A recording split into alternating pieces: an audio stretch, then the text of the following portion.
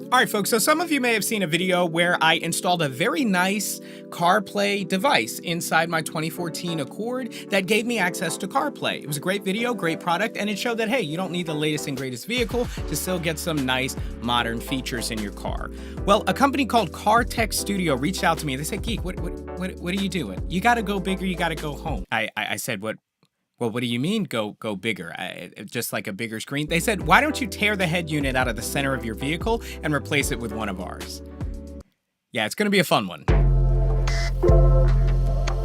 Welcome back to the show, everybody. You know what to do. Hit the like button, subscribe, and click the bell so you can get more content just like this. So yeah, I've been diving into more kind of car tech. They said, look, we can do better than what you had last time. We want to give you something that looks native to the vehicle. CarTech Studio, they make premium head units. If you don't know what a head unit is, it's basically the touchscreen entertainment interface in your vehicle. They make premium ones that are supposed to match just like the original one in your vehicle. Now, obviously, there's going to be a certain level of expertise that you're going to need to install one of these. But in this video, I'm actually not only going to review it, but I'm going to show you the installation process. It's a lot easier than you may think. Of course, every vehicle is different, and so your mileage may vary, but they really do make it easy. It comes with instructions, etc. But first, let's answer the question, like, why would you even want one of these head units? Well, first of all, if your car doesn't have CarPlay or Android Auto, well, there you go. If you want that, but you don't want to be, suction cupping devices all to your windows and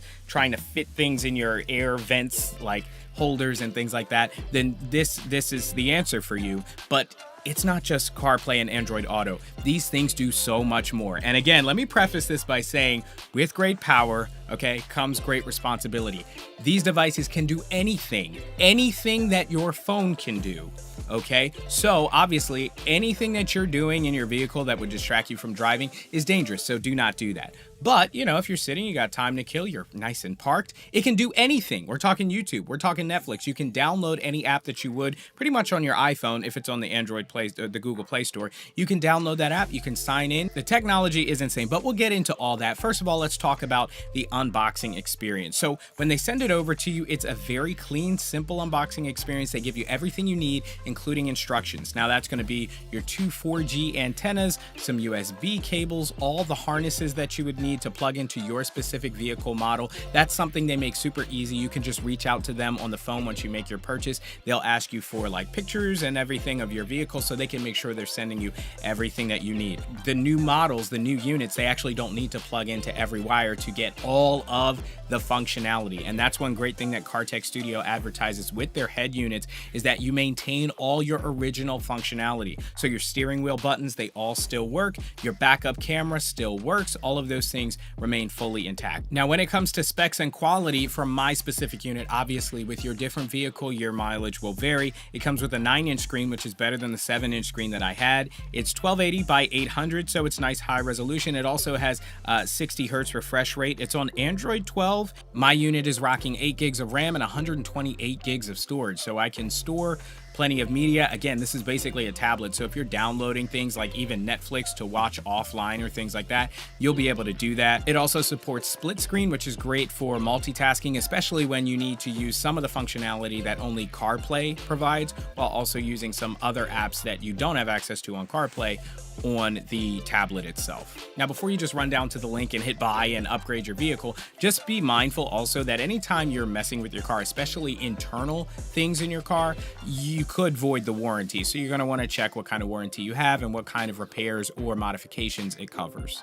Now, one thing that's great about a company like CarTech Studio, which is going to be better and give you more peace of mind than just buying from any random store or off of eBay or anything like that, is they basically take all the risk out of buying this. So you get a 30-day return window, no questions asked. They also give you a 2-year warranty, and they have what they call world-class customer support, which I know for myself, they're just great in getting back to you, making sure you have all the right equipment, because at the end of the day, they want their stuff to work, because if it works, you're not going to return it. And if you don't return it, they make more money. It's very simple. They'll even actually cover your return shipping. But besides all that, who cares if the device has a whole bunch of great tech and is basically like a tablet in your car and has all this expandability and functionality and high resolution screen and refresh rate and blah-de-dee-de-doo-de-da-de, if it's just a piece of junk. Like, if the quality is not there, if the quality doesn't match, then you're not gonna get a lot of longevity or a lot of use out of it. If the screen is poor quality, if it's not responsive,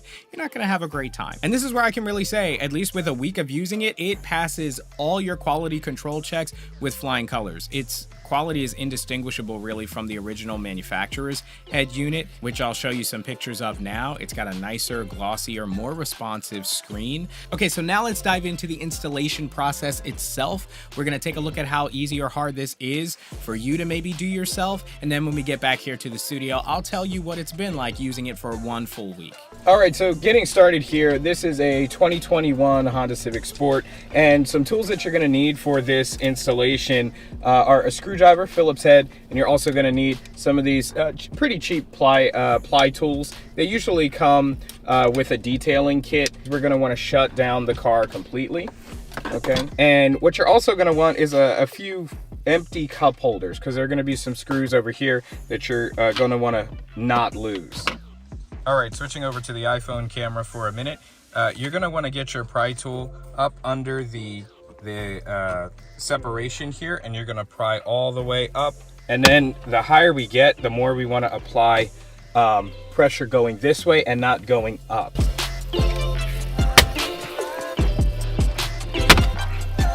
So don't be, again, afraid to apply some real pressure, but just, it's not gonna be anything crazy. Like if you feel the plastic bending, you need to stop. All right, sweet. So we have those clips free. The next thing we're gonna need is our screwdriver. Switching over to iPhone cam, we see that on the side, we have a Phillips head, and this is also on the other side. Okay, we'll have that Phillips head. So you're gonna need to remove both of those. This is where those cup holders come in. Okay, now here is where we're going to use our pry tool once again, and we're going to pop this free, the radio, from its clips, just like that, and it should pop off. There we go. All right, the radio is now free. We're gonna detach the 2 clips that are holding it in right here, the white one and the gray one. Switching to iPhone camera now, because we've got 2 screws, one here and one there, okay, attached to the metal, that we're going to need to remove in order to remove this original head unit. Okay, screw number 1 is out, and again, pop that right in your cup holder. Put that in the cup holder. Okay, so now the big moment of truth is you're gonna wanna put even pressure behind the screen, and you're gonna wanna just gently pull. Work your fingers around different parts of it as well as you feel it coming loose, because you're gonna wanna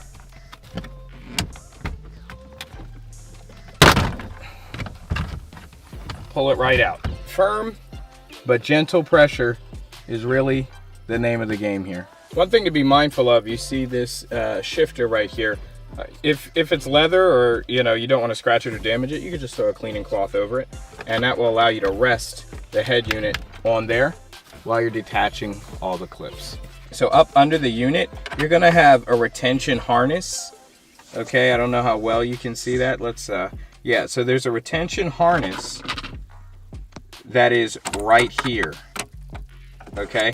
And this black part right here, right there, is gonna need to be pinched in order to disconnect this, which will release these cables from the head unit. All right, so we got that part out. I would say, honestly, because I wanna give you an honest opinion of how easy or hard this is. This is easy, but there are some parts that are harder than others, like that tension clip part was a little difficult. And the name of the game, people, if you're DIYing this, is patience. Don't get frustrated. Don't do this when you don't have time to do it and you need to rush, because rushing is what will lead to mistakes and what will lead to breaking things. So now what I'm doing is I'm just disconnecting these cables from the back. And if you're installing this as you're watching this video, feel free to pause, go back, whatever you got to do, just give yourself enough time to do it right. And here we have it. The head unit is free. The original head unit for the Civic 2021 is out. Okay, now the fun part where we can take out the new toy Okay, so here is the head unit. This is a 9-inch versus the original 7-inch. And when you look on the back, don't be intimidated. I know it looks crazy and scary, but it really is just like adult Legos. Everything is labeled. You got like front camera, camera power, etc. You've got even on the metal, it's engraved like microphone and Wi-Fi, GPS, etc. So really just, again, take your time, make sure you're plugging in everything right according to its label. And also one thing is in here, you actually have access into the glove compartment. And so you have things like USB access on the back of this device. And so obviously you don't want to have to pull your head unit out every time you want to switch a USB device. So you'll be able to wire that into your glove compartment on most models, at least for this Honda Civic. We're going to open up our bag with additional harnesses, and this is going to take all that I/O from the back of the radio and make it compatible with the Civic itself. So let's pull all that out. This is really kind of a matching game. All these different cables are of a different size. So you're gonna wanna, the first thing you could do is just look at which ones match up and clip those right in.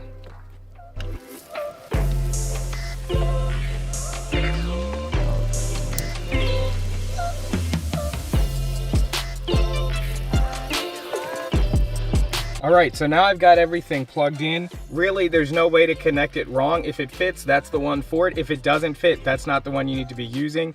For the 4G antenna, GPS and stuff, you can plug those into the back here, and then you want to stick them up into the plastic parts of the dash itself using the adhesive strip on the back. So it's really easy, but you want to make sure that you're not putting it under metal. Under plastic, under this dash stuff is fine, but if you see one of the metal beams or things like that, you don't want to put the GPS or the 4G antennas under that, okay? All right, this one says rear view camera in. So you're going to do all that, and then it should be good to go. I also wired the USB from inside here right on over to the glove box, and that's where this is coming from. And these clips here, these white clips, these have to get installed onto the clips here, okay? So you just kind of bend it back, and then it should just come on over.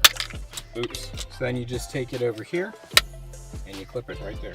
All right, don't be nervous as well. Also, if everything doesn't plug in, you're gonna have some cables that are not plugged in and they don't need all the connections to get all the information. So if that was a question that you were asking, don't worry about that. And a lot of this stuff is also for if you're putting like aftermarket stereos and all kinds of stuff like that. And now we're basically doing this in reverse. Plug in, 1, 2, the retention screws.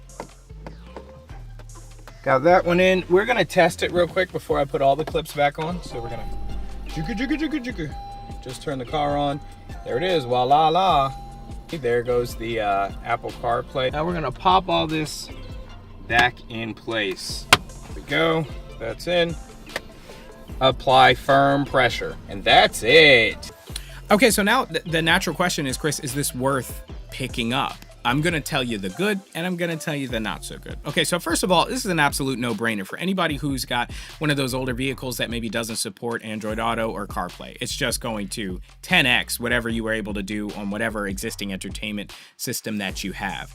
But here's the kicker, is that even newer vehicles could really see some major benefits from getting one of these CarTech Studio head units. I mean, my Civic is a 2021. It's fairly modern. It's got relatively modern infotainment, but it's just nothing compared to what the CarTech Studio head unit can offer, with the larger screen, with the higher refresh rate, and the fact that it's basically able to operate independently of your phone. Granted, you have an internet connection, there's no restrictions, there's nothing you can't do. In fact, it does more than CarPlay allows. Now, of course, there are some apps that are very distracting and you wouldn't want to be using while you're driving, obviously.